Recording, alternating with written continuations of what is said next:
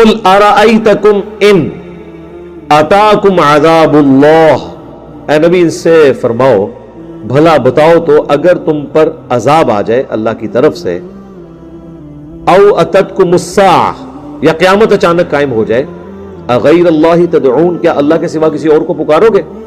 ان کنتم صادقین اگر تم واقعی سچے ہو، بل ایاہ تدعون بلکہ تم اسی کو پکارو گے، فیکشف ما تدعون الیہ اور وہی تکلیف دور کر دے گا انشاء اگر وہ چاہے گا، وَتَنْسَوْنَ مَا تُشْرِكُونَ اور اس وقت تم بھول جاؤ گے ان تمام ہستیوں کو جن کو تم اللہ کے ساتھ شریک ٹھہرایا کرتے تھے۔ یہ بڑی پوائنٹ کی بات ہے، یہ حقیقت بات ہے کہ جب سب کچھ جواب مل جاتا ہے نا پھر ڈاکٹر کہتے ہیں دعا ہی کرو جی، یہ ہے نا، یعنی حقیقت بات ہے۔ میں نے آج تک نہیں دیکھا کہ جب آپ دیکھیں مطلب مسلمان ٹریول کر رہے ہوتے ہیں یہ ایئر فلائٹس کے اندر، کبھی وہ ایئر پاکٹس آئی ہیں، میرے ساتھ تو خود بھی اس طرح کا تجربہ ہوا ہے کہ یہ تو ویڈیوز بھی لیک ہو جاتی ہیں۔ میرا تو خیال ہے CCTV کیمرے آوازوں والے لگے ہونے چاہیے ان فلائٹس میں جہاں ایئر پاکٹس آتی ہیں، وہاں تو لگتا ہے کہ جہاز گیا کہ گیا۔ ایئر پاکٹس یعنی ایسے گیپس آ جاتے ہیں یہ چائنا کی فلائٹ کے دوران اور ایسی جگہوں پہ کہ سیکنڈز میں جہاز جو ہے نا وہ 1-1.5 کلومیٹر نیچے آ جاتا ہے ایک دم، کیونکہ نیچے سے ایئر ختم ہو جاتی ہے، اسے ایئر پاکٹ کہتے ہیں۔ ایئر کی وجہ سے جہاز اڑا ہے نا، ایئر ہی ختم ہو جائے ایک دم ہی نیچے آ جائے گا نا۔ یعنی سمندر میں بحری جہاز پانی کے تیار ہے، پانی تھلو کھینچ لو، اسی طریقے نہ کسی بندے تھلو زمین ہی کھینچ لو تو ایک دم وہ جہاز نیچے آتا ہے۔ اب جب ایک دم جہاز نیچے آتا ہے اور آپ نے اگر سیٹ بیلٹ نہ باندھی ہو، جا کے چھت سے لگیں گے آپ دھڑل کر کے، وہ پھر ان کو پتا ہوتا ہے، وہ پہلے ہی کہتے ہیں بھائی سیٹ بیلٹ باندھ کے رکھنی ہے آپ نے۔ وہ ایسے ایسے دل ڈول رہا ہوتا ہے، ایسے ایسے ہر چیز جو ہے وہ بندہ کہتا ہے جہاز، اور پھر جب طوفان آتا ہے نا تو وہ اس کے جہاز کے جو پر ہے نا وہ اتنی تیزی سے پھٹپھڑاتے ہیں، ظاہر ایک تنکا ہے نا جی ہوا کے اندر، تو اتنی بڑی انوائرمنٹ میں ایک مجھے بتائیں جہاز کیا ہے، اور جب تیز آندھی چلے اور اتنے بڑے اس کے پر ہیں وہ اتنی زور سے پھڑپھڑاتے ہیں لگتا ہے کہ ابھی ٹوٹ گئے۔ وہ جہاز کا اگر پر کہیں تھوڑا سا بھی ٹوٹ جائے تو وہ جہاز نے تو گر ہی جانا ہے۔ تو اس وقت آپ دیکھیں لوگ کس طرح چیخو پکار کر رہے ہوتے ہیں، کوئی کلمہ پڑھ ہوتا ہے، لیکن سارے پکار اللہ کو ہوتے ہیں، ادھر کوئی شخص کسی بابے کو نہیں پکارتا، سب اللہ کو پکارتے ہیں، بابوں والے بھی بابوں کو بھول جاتے ہیں۔ اور یہ تو اللہ تعالیٰ نے کہا کہ اے نبی ان سے فرماؤ، یہ تو کافروں سے اس وقت کہا جا رہا تھا نا، آج بھی یہی رول ہے۔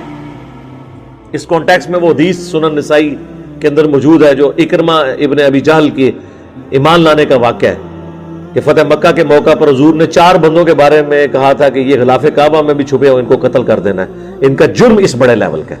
ان میں سے ایک اکرمہ بن ابی جہل تھے، ابو جہل کے بیٹے۔ تو یہ بھاگ گئے جان بچا کر، سمندری کشتی میں بھنور آ گیا، کشتی ڈوبنے لگی، وہ بت پرست بھی سارے اللہ کو پکارنا شروع ہو گئے۔ تو اکرمہ نے کہا کہ یہاں تم اپنے ان بتوں کو کیوں نہیں پکارتے ہو؟ ہائے ہائے ہائے ہائے۔ تو وہ کہنے لگے کہ ادھر صرف اللہ ہی کام آتا ہے۔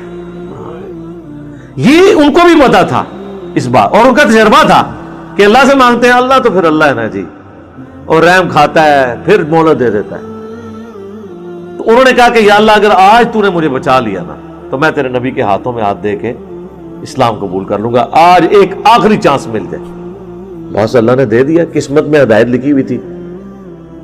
کشتی بچ گئی، واپس آئے چھپتے چھپاتے، کیونکہ یہ بھی خطرہ تھا مارے نہ جائیں، حضور کے پاس پیش ہوئے۔ اب دیکھیں نبی علیہ السلام نے قتل کا فتویٰ جاری کیا ہوا ہے، شفقت یہ ہے، ٹھیک ہے جی۔ یہ ہوتے تو کہتے ایک ہی سزا سر تن سے جدا، اور جس کو نبی کہہ رہے ہو کہ ان کو غلاف کعبہ میں بھی نہیں چھوڑنا، پیچھے تو کوئی بات نہیں رہ جاتی۔ اللہ کے نبی کے پاس آئے، کہا یا رسول اللہ معافی، اسلام قبول کر لیا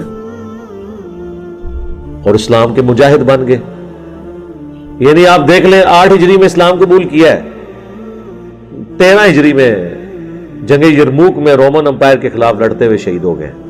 صرف 5 سال کی اسلام کی زندگی ہے اکرمہ بن ابی جہل کی، اور وہ بھی اسلام قتل کے فتووں کے بعد، ٹھیک ہے، یہ سمجھے نئی زندگی ملی، گویا کہ دنیا میں واپس آ گئے. 5 سال کی زندگی ایمان کی حالت میں ملی. باپ امت کا فرعون اور بیٹا صحابی اکرمہ بن ابی جہل، ہم کہتے ہیں رضی اللہ تعالی عنہ.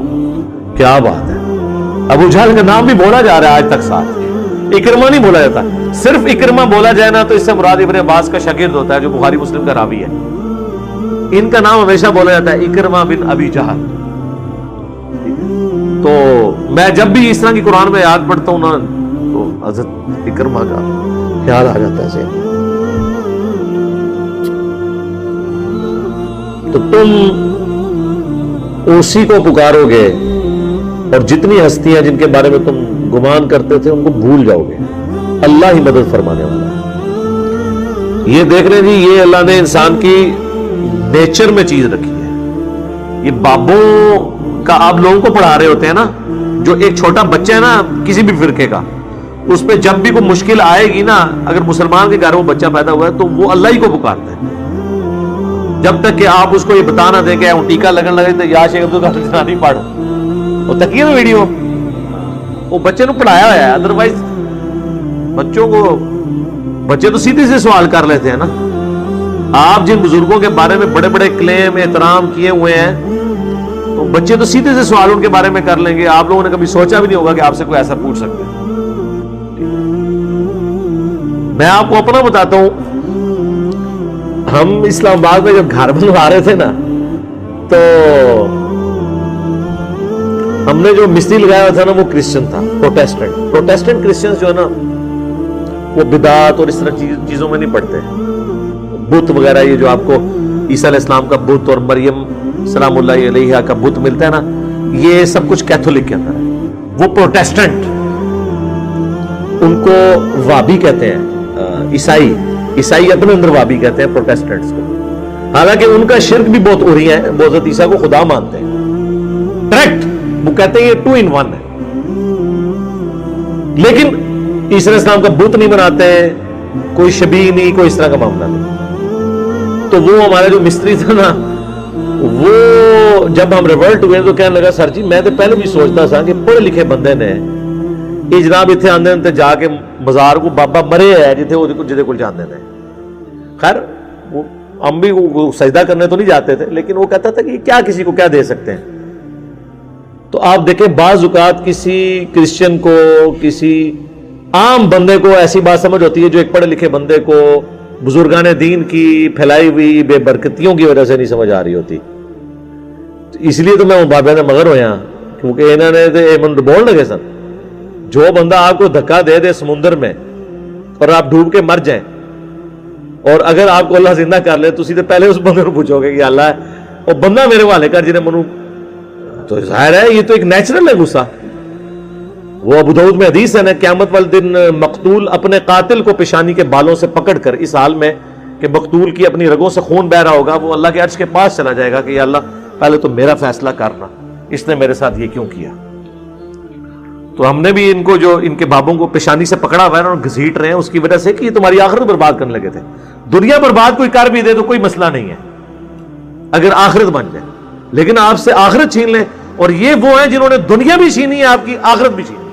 نہ آپ کا مال چھوڑا، نہ عزت چھوڑی، جب موقع ملے عورتیں بھی نہیں چھوڑتے. آخرت تو چھینی